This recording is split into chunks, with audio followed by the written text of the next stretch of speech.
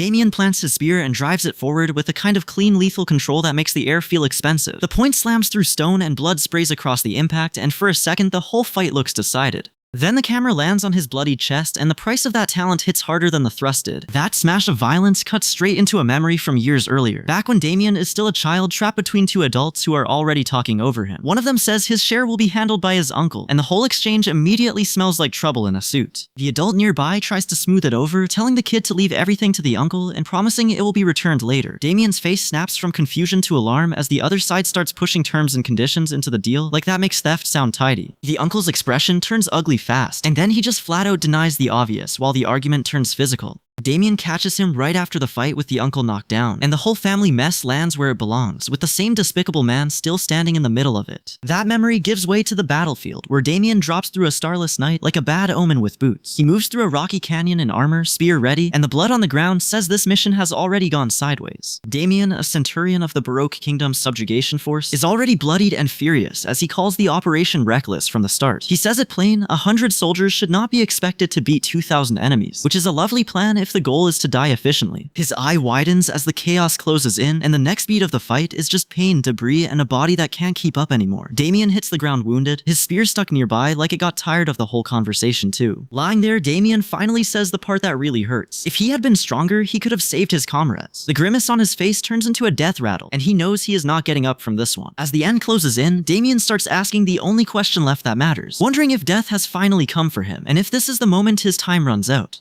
His mind races with every missed chance and every stupid break he never took, because dying always seems to schedule the review after the damage is done. Then the impossible happens. A young Damien flashes with power, spear blazing as a level marker reads 9, and he realizes he really could have ruled the battlefield with this gift. His hand trembles in blood and darkness. He expects to be dead, and then the thought hits harder than any wound, because he is not dead at all, he is back in the past. Back when Damien was still a child, the shock of the reset hits him all over again. It is 17 years earlier, and he actually has time in front of him now. He drops to the floor and checks his abdomen, because for a mana warrior that core is everything, and when he feels it still intact, relief finally cuts through the panic. Damien stares ahead, realizing this life still has the same wound under it, but now he can actually fix it. That realization drags the rest of his past back with it. Damien remembers the insurance payout getting stolen, getting kicked out, scraping by on odd jobs in back alleys, then being abandoned as an orphan, taking the fall for a gang executive, and ending up in prison before forced conscription yanks him straight to the battlefield. The path to glory did not vanish by accident. It got kicked into a gutter and buried there. Now back in the fight, Damien squares up and raises his arms defensively as red aura gathers around him. He brings his spear to bear with energy running through it, and the whole posture says he is not waiting to die this time. This is the moment where the man who wasted his talent starts remembering how to use his hands. A masked attacker charges in with a glowing blade and spits venom while swinging, but Damien catches the rhythm and answers with blue-lit force. Their weapons crash together in a violent burst of red and blue, the kind of exchange that turns a battlefield into a mess of sparks and bad decisions. Damien is not just surviving anymore, he is pushing back. The exchange ends with Damien's opponent collapsed in a pool of blood, and Damien leans in with a dagger, pressing the defeated man for answers. When the thug gives nothing useful, Damien snaps the question again and gets a fresh interruption from a new onlooker, so he cuts in hard instead of letting the moment breathe. Even the threats come with bad timing around here. The fight in the alley starts to make sense once Damien pieces together the ugly setup behind it. Hooded figures close in on a child, one kidnapper hauls the fleeing kid through the back streets, and the victim is kicked when he tries to resist, while a greedy bystander flashes wealth like that solves anything. Then the truth lands. This was Ducker's plan all along, and someone sold the whole thing out. That betrayal keeps escalating, because now Damien is running while an enemy drops down from above and tries to crush him with another strike. He ducks under a larger blade, keeps moving, and only then does the cold-eyed opponent finally look down at him like he has made a mistake worth finishing. Damien's answer is not to freeze, but to keep fighting uphill anyway. The next thing he sees is impossible enough to stop the breathing for a second. A close-up of those blue glowing eyes, then a second face staring back in shock and asking how a 13-year-old can have eyes like that. Damien has seen enough now to know the danger is real, so he lunges at a looming dark creature with his weapon out and hair flying, because hesitation is how you get buried. When he looks through a doorway at the bodies on the ground, the war has already started collecting its bill. Back with Damien, a hooded figure corners the younger boy and snaps that he must be pretty angry to call someone in over a mere brat. That last line lands like a dare, because it turns the whole scene into a test of temper as much as strength. Damien has already lost one life to wasted talent, and now even the insults are telling him to stop wasting the second one. Damien's body finally answers his will, and the first thing it does is throw a brutal hit into the big man. The man folds from the impact, and Damien's expression snaps from surprise into the ugly, dangerous kind of focus that says the old limits are already gone. The shock keeps spreading through the room as the blood on Damien's spear tip gets pointed out, and somebody starts panicking about the commission fee climbing to triple. That kind of math is always tragic when it shows up after violence, but at least the spear is doing its part. Damien rises into the air with red energy roaring around him, then drops into a hard stance with the spear driving down toward the ground. He locks into combat with the weapon in both hands, and the red aura around him makes it clear this is no longer a lucky flail. It is control. He snaps through another exchange so fast the observer can barely track it, and the result is already confusing enough to earn a comment about an unexpected variable. Damien keeps his spear ready, eyes sharp, while the pressure in the room builds toward a real fight instead of a scuffle. The battle shifts into a dark alley and then onto an industrial rooftop, because apparently this guy has decided every ugly place deserves a lesson.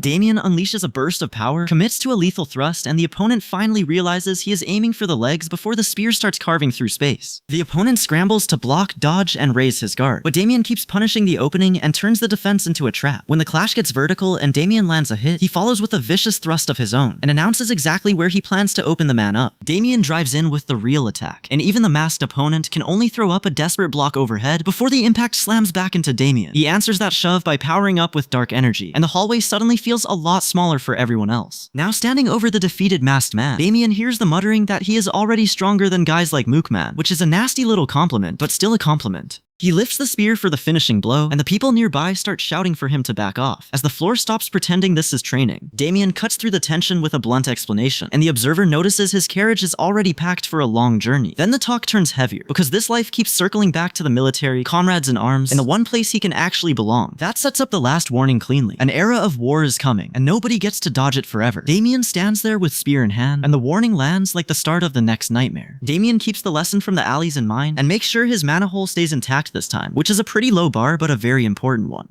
That gives him the confidence to enlist early instead of wasting years waiting until the age cutoff, because he knows the battlefield is where he can actually climb. Once the fight starts again, Damien drives a spear strike through his opponent and doesn't waste motion on mercy. An officer notices the way he handles the weapon and asks where he learned spearmanship, and Damien answers that his father's military pride pushed him toward enlistment when he was young. That memory snaps back to the worst version of his life, where his mana hole is broken and he's stuck memorizing techniques he can't even use. Then the humiliation gets worse, because two fighters tower over him, and one of them mocks him for being manaless, so Damien finally snaps and yanks his spear up with red-eyed fury. The story then jumps into the enlistment track at a fortified military compound, where rows of recruits line up under the usual hard rules. One test even starts with a 30-kilogram boulder, because apparently they want to find out who folds before breakfast, and Damien treats the whole thing like a warm-up now that he's reached 1-star mana. That's when the exam turns messy, because Damien ends up in the same group as a brown-haired applicant and a blonde one he can't quite place. The blonde starts teasing him, the two of them lock eyes, and the moment lands hard when the roster-level legend Apale steps into view, making it clear Damien just bumped into somebody dangerous. The tension spikes into action as energy bursts through the training space, and the instructors watch the chaos instead of stopping it. Raymond decides not to send in more help, and when he gets called out for rigging the exam, he just lets the thing keep rolling, which tells Damien the politics here are as sharp as the spears. Damien's push inspires the others to move, and the whole fight starts to favor the people willing to charge first. That mindset carries straight into the battlefield ideal he's chasing, where the ones who lead the line are the ones who can strike a spark and keep going until the last enemy drops. Later, an officer at a desk with a stack of scrolls remarks that an interesting guy just joined the 3rd training center, so Damien is already getting noticed. But the grind isn't done with him yet, and another trainee still ends up crashing to the floor in frustration, yelling about failing before Damien can even catch his breath. Wartime conscription hangs over the town square, and everyone is trying to stay invisible for a reason. Damien spots the top of the parchment with the crest and realizes he's looking at the enlistment papers right at the top, not buried somewhere safe. When an older man asks Damien why he's trying to enlist, the answer comes from a place he can't quite say out loud. The flash of 2 children running in the past underlines it fast enough, and Damien's own line says it plainly. This is the only place for him. That choice sits beside the ugly reality of the square, where a beggar is already pleading for bread while the war keeps chewing through everyone else.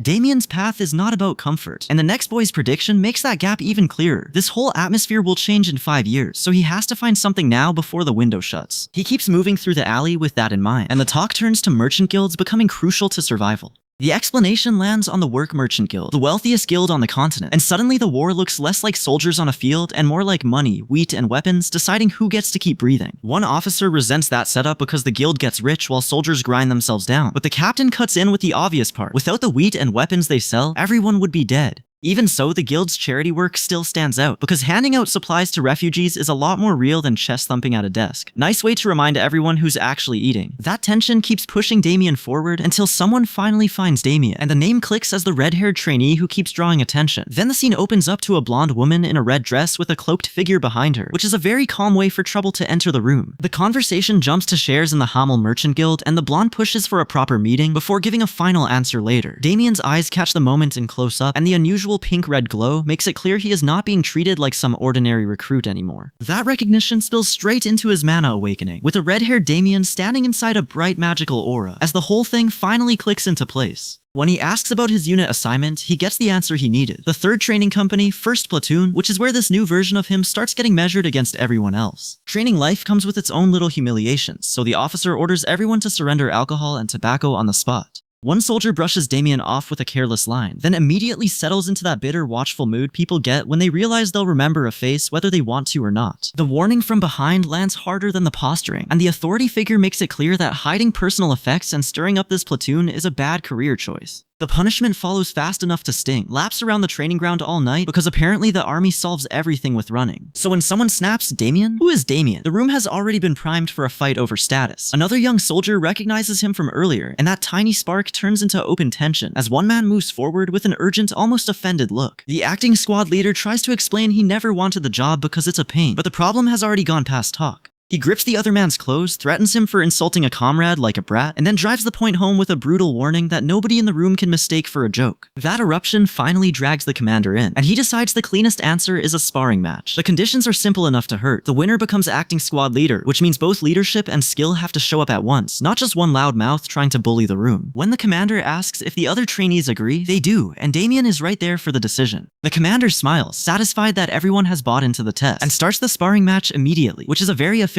way to say, alright, let's see who survives the embarrassment. Damien steps into the match calm as a graveyard, and for one strange second, the scene hangs in that eerie, petal-filled quiet before the fight explodes. Then he answers the commander's challenge with a simple dead-on "I'm ready," and the whole arena tightens around them. The commander opens hard, and Damien meets him in the center while the spectators ring the field like they paid for blood and got front row seats. The match is on, and neither side gets the luxury of pretending this is training anymore. The commander comes down from above, so Damien ducks under the swing and slips inside the reach before the big man can reset. When the commander grabs for him and calls his footwork cheap tricks, Damien just keeps moving and answers that he is too slow. The commander tries to crush him with raw force, promising to slam him into the ground if Damien gets past the fists. Damien threads the needle anyway. The blow misses, and blood streaks across the spear as he catches the opening and lands a nasty counter. Even wounded, the commander bites back with a murder promise and throws one more heavy strike. Damien slips that too, then drives in the finishing hit in the courtyard and leaves the bigger man staring at defeat. With the duel won, Damien stands over the mess and dares anyone else to try him. That kind of victory does not stay private for long, so the room starts turning him from some red-haired trainee into a problem everybody has to account for. The result ripples outward into the larger unit politics. And now the talk is no longer about one sparring match, but about who gets to lead when the next real fight comes. The new battlefield is wider, messier, and suddenly Damien matters in it. As the formation starts shifting, Damien plants the red flag, catches the contact, and flashes that unnerving pink-eyed grin like he already knows how this ends. The others get the point fast enough to stay tense, which is usually a good sign that somebody clever is about to ruin their afternoon. Damien studies the soldiers and spots the triangle formation before it fully locks in, then works out exactly how it hits and where it breaks. He calls his shot, says he will handle it this time, and predicts the enemy's move before they make it. When the attack comes, Damien unloads with glowing force straight into the enemy line, and the impact hits hard enough to make the other side forget their own script. One soldier recoils in shock, and the commander snaps the whole group back into motion, because now he has to respond to Damien instead of dismissing him. Kyle throws himself into the line of fire, but Damien stays on his feet and answers with a block of his own, refusing to let the clash turn into a scramble. That kind of timing gets noticed fast, and once one soldier starts holding the line, the rest stop treating the fight like a drill and start acting like they want to live through it. With the front steadied, the fighting spreads out, and one brown-haired soldier carves through multiple enemies before the others can even reset. That leaves the real weak point exposed, because the problem is never just the loud idiot in front, it is the followers hanging behind him with weapons and bad intentions. Then the situation gets uglier, because the enemy side stops pretending, and those dark things with glowing eyes step into view. At that point, it is not a brawl anymore. It is the kind of mess that makes every competent officer start counting bodies before they happen. Back at command, the officers are already talking about the fresh batch of promising trainees, which tells you Damien's unit has started making noise. The report that follows is even more revealing. One small clash with another squad leader turns into friction across platoons, and instead of backing off, first platoon gets furious on his behalf and tightens into a solid block. That rise in tension pulls more eyes onto the training yard, where the whole thing starts looking less like practice and more like a stress test with teeth. A superior asks if this is going too far over one scuffle, and the answer comes down hard: no, that is the point, because the drills are meant to pile stress on the body until it either breaks or gets tougher. So the next lesson hits with crawling drills, and the instructor lays out the rules for low crawling through the obstacle course. The trainees take that order and run it like a race, blasting through the course so aggressively that even the instructor looks stunned, which is a pretty good sign the unit has decided subtlety is optional. Damien keeps pace by dragging a spear through the course with brutal control, and one trainee groans that the speed is so insane he never even got to fake an injury.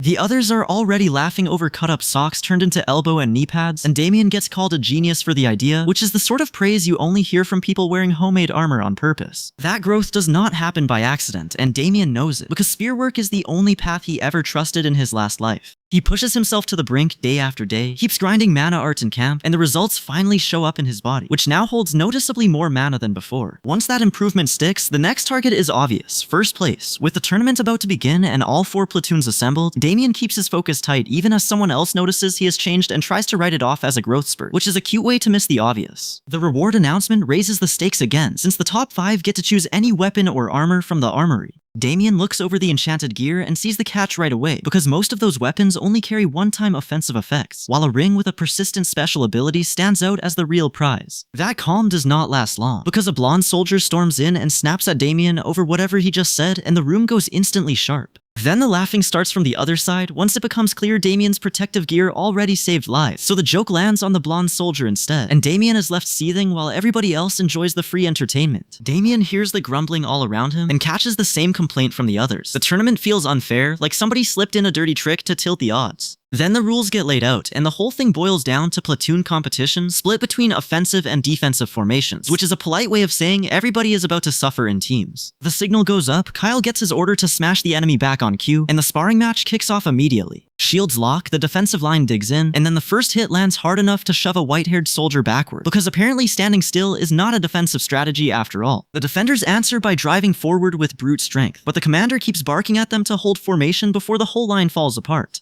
The clash turns into a mess of flying impacts and shouted pain, and once the enemy line opens up, the order comes down for first platoon to charge straight through it. That push works for one simple reason: first platoon has been getting extra coaching from Damien every day, and now the practice is paying him back in front of everybody. A squad member spots the objective, the strike comes down from above, and the enemy gets hammered hard enough that the battlefield starts looking very one-sided. Amid the chaos, a young leader stands firm with the flag in hand and keeps the troops moving, which makes the whole scene look less like practice and more like a real command post under fire. Watching that, one officer asks if these fighters are really the best matchup for first platoon, while another starts wondering who this young leader even is after only 2 weeks of seeing him work. Then that same young leader snaps the squad back into a defensive line, right as enemy forces slam into them and force a brutal close quarters clash. He instantly calls for third platoon to engage, leaps up with his spear, and drives down into the fight before someone finally gets thrown back by the impact. The exchange turns nasty fast, with blue energy tearing across the clash and then bursting out in a 3-way collision that feels way past normal sparring. After that, the exercise is called over for third platoon, and the guy in charge makes it plain that the real fight is still ahead, which is a comforting thought right up until it isn't. Damien stands there with a confident look, the training ground behind him now crowded with troops who can see he's becoming a problem for everyone else. That kind of growth does not stay local for long, so while the soldiers keep watching him, the next round starts with a masked warrior stepping in and treating a trainee like target practice. The masked fighter finishes the exchange with a spear and a blast of purple slashes, and the message is ugly and simple: this next threat is not here to play nice.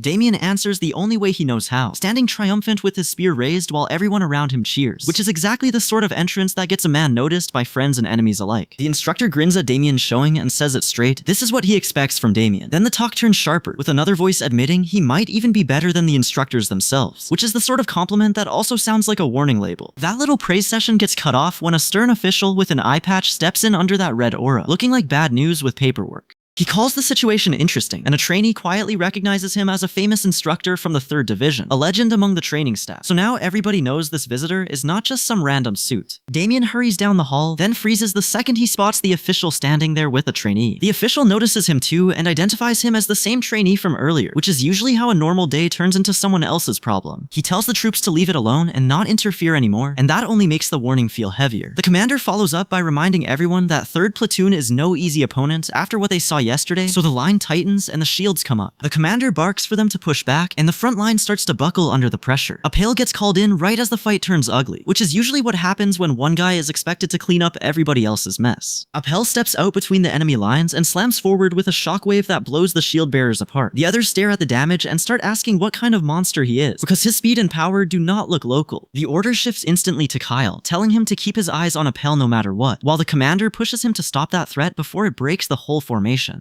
Kyle asks who Appel even is, and the answer comes back with a face reveal that makes the danger feel personal instead of theoretical. Damien answers the reveal with a glowing blue spear and a battle stance that says he is done standing around. Then the two of them crash together in midair, their weapons snapping into a furious exchange so fast it turns into pure impact and noise. Someone yells Damien's name as he gets driven back and looks up at the larger fighter looming over him. Even after taking the hit, Damien resets outside in the arena and keeps moving, saying the big guy withstood his attacks when he thought this would end easy. The squad finally locks into formation, spears and weapons raised together, and the whole unit faces the threat as one line instead of scattered targets. With the battlefield set and the acting squad leader declaring he has shown everything he can, the next clash becomes a straight test of who holds the ground. The squad locks into position with spears up, and the acting leader tries to turn the whole thing into a clean showcase for the instructors. Damien answers by treating the warning like a suggestion, holding his spear loose and ready instead of charging straight in. The order comes down to defend, and the platoon braces as someone shouts for shields against 1st Platoon's acting squad leader. Damien does not give them the breathing room they want. He springs in from above and drives his spear through the defense, which is a rude way to start a lesson. He keeps the pressure on with a spinning assault, and the line starts to crack under the force. When the call goes up to break through, the whole clash turns into a blur of weapons, shouts, and pure panic. Damien gets caught mid-exchange and slammed hard enough to shake the ground, but he is still trading blows instead of folding.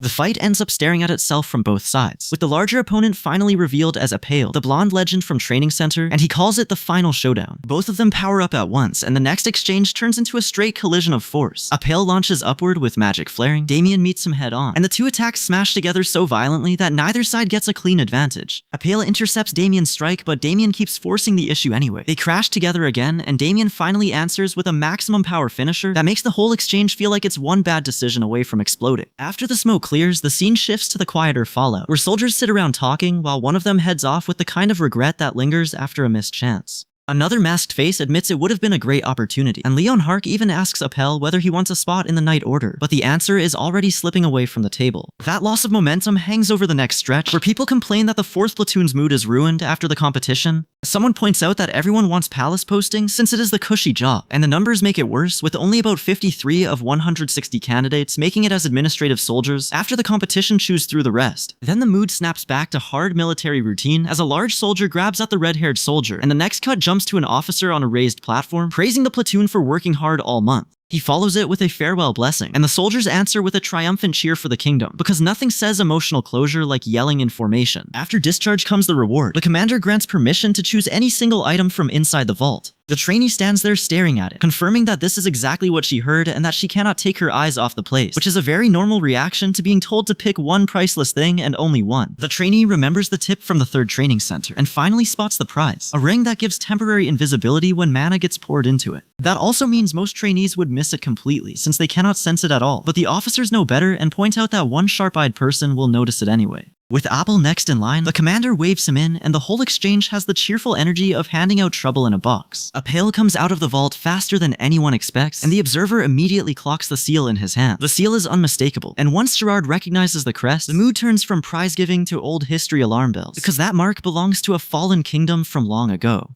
Then the obvious question hits. If Appel is carrying that relic, does it tie him to that kingdom or not? Somewhere in the middle of all that, power shifts hands and a transformation kicks in. The kind of moment that says this reward is about to do real work. Damien tests the new ring, and it performs exactly as advertised, turning him invisible and light on his feet. He sizes it up fast and decides it is an A-rank artifact, which is a very expensive way to become harder to punch. Later, Damien meets Appel again, and they lock forearms like they are trying to prove a point instead of greeting each other. Appel thanks him, calls him Damien, and then drifts off while Damien heads down the corridor, already dragging a larger future behind him. The other man even starts thinking ahead to Damien becoming a great general of Baroque kingdom, or maybe something uglier, and that suspicion hangs there like a blade with a good grip. Damien answers with a line that sounds polite until you hear the timing in it. They will meet sooner than April thinks. Then he leaves with spear in hand, which is the sort of exit that tells you he is not here to admire the scenery. The next stretch shifts into travel and recruitment, with Damien moving under a new mission and taking in the people around him. A youth explains that a woman did not brush them off for looking young, and instead prepared an impressive investor document, while another thought crosses Damien's mind that this youth was not nearly as gentle as they first seemed. Then he is outside with a map and backpack, and the road starts looking a lot less optional. The road brings him to Kyle, who shows up with the blunt excitement of a man who spots a familiar face before the dust settles. Kyle says he applied for the Neo-Calites unit too, then tells Damien to do their best there together, like this is a friendly race and not a place where people get broken for a living. Damien takes the greeting and keeps moving, because standing still is how you get left behind. The route gets uglier from there, cutting to a carriage tumbling down a mountain slope, while the world around it turns into motion and bad decisions. Far away, residents harvest a mancho in Bronzelian forest just to survive, and the herb is nasty enough to bring high fever and diarrhea with it.